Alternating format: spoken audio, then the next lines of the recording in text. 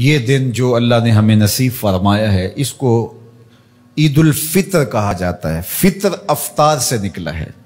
جس طرح ہم روزانہ روزے کو افطار کرتے ہیں وہ تو ہر روز کے روزے کا افطار ہے، اور یہ عید الفطر جو ہے یہ پورے مہینے کے روزے کے افطار کے مترادف ہے، اس لیے اس کو عید الفطر کہا جاتا ہے کہ جو پورا مہینہ ہم روزے رکھے، عبادات میں رہے، تو آج اللہ نے ہمیں افطار کا دن نصیب فرمایا۔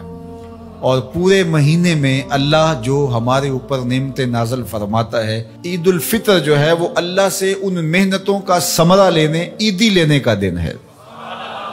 تو اس لیے اس دن کو لہو و لعب میں گزارنا نہیں چاہیے۔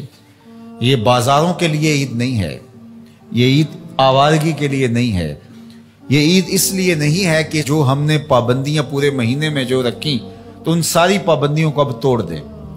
وہ سیکھنے کا موقع تھا، اب اس پر عمل پیرا ہونے کا موقع ہے۔ ہمارے رب نے ہماری آزمائش کی، ہماری پرکھ کی کہ میرے بندے ایک مہینہ رکنے کے بعد اب کیا ان کا مزاج پیدا ہوا ہے کہ وہ واقعہ ہی میرے احکام پہ عمل پیرا ہو جائیں۔ میں نے کہا کھانا نہیں ہے تو مرغن غذا موجود تھی، پاکیزہ طاہر غذا موجود تھی، انہوں نے نہیں کھایا۔ میں نے کہا پینا نہیں ہے، انہوں نے ٹھنڈا میٹھا مشروب دستیاب ہونے کے باوجود چاہے آب زمزم بھی ہو تو انہوں نے ایک گھونٹ نہیں لیا، میرے حکم کی تعمیل کی۔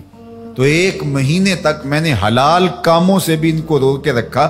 تو میں دیکھنا چاہتا ہوں کہ اب میرے کہنے پہ حرام سے رکتے ہیں یا نہیں رکتے ہیں۔ تو اللہ چاہتا ہے کہ یہ میرے بندے اب اس عمل کو اپنے اوپر یوں ہی طاری کر دیں، لیکن اگر ہم نہیں کرتے، جہاں تھے پھر وہیں کھڑے ہو گئے، تو اللہ تعالیٰ نے فرمایا کچھ عورت کی طرح نہ ہو جانا جو اپنے سارے دن کا کاتا ہوا سوت شام کو ٹکڑے ٹکڑے کر دیتی ہے۔ وہ ایک خاتون تھی، وہ سارا دن سوت کاٹتی رہتی اور شام کو اپنے ہاتھ سے کاتا ہوا سوت ٹکڑے ٹکڑے کر کے ریزہ ریزہ کر دیتی اور اپنی ساری دن کی کمائی یوں برباد کر دیتی۔ تو فرمایا کہیں تم بھی ایسے نہ ہو جانا کہ اپنی ساری محنتوں کو جب پھل ملنے کا وقت آئے، جب صلہ ملنے کا وقت آئے تو اس وقت تم ترک کر دو اور تم پھر اس عورت کی طرح ریزہ ریزہ کر دو۔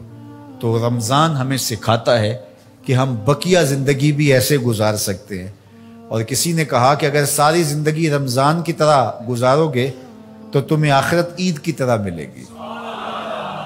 تو اس لیے اپنی زندگی کو رمضان کی طرح بسر کرو۔ حضرت داتا گنج بخش علی حجویری علیہ رحمہ اپنے شیخ ابو الفضل الختلی سے روایت کرتے ہیں، فرماتے ہیں کہ الدنیا یومن ولنا فیہا صومن، دنیا ایک دن کے برابر ہے اور ہم روزہ رکھ کے گزار رہے ہیں۔ دنیا کو اگر آخرت کے مقابلے میں رکھیں تو دنیا کے پلے بچتا بھی کیا ہے، تو گزر جائے گی۔ ہم افطار وہاں جا کے کریں گے، یہاں افطار نہیں کرنے آئے، یہاں روزہ رکھنے آئے۔ تو یہ مختصر زندگی اللہ کی یاد میں، اس کے ذکر میں، اس کی محبت میں، اس کے پیار میں بسر کیجئے۔ روزے کے مقصد کو سمجھیے گا۔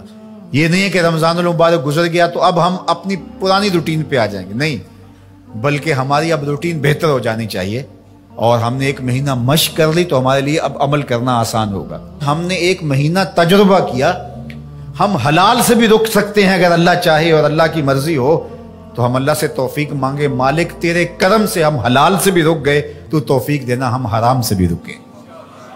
تو یہ ہے روزے کا فلسفہ، روزے کی برکت۔ اب یہ یوم الفطر جو ہے یہ افطار کا دن ہے، یہ شکرانے کا دن ہے، یہ اللہ کی بڑائی بولنے کا دن ہے، اور غربا کو، مساکین کو، اپنے ہمسایوں کو، عزیزوں کو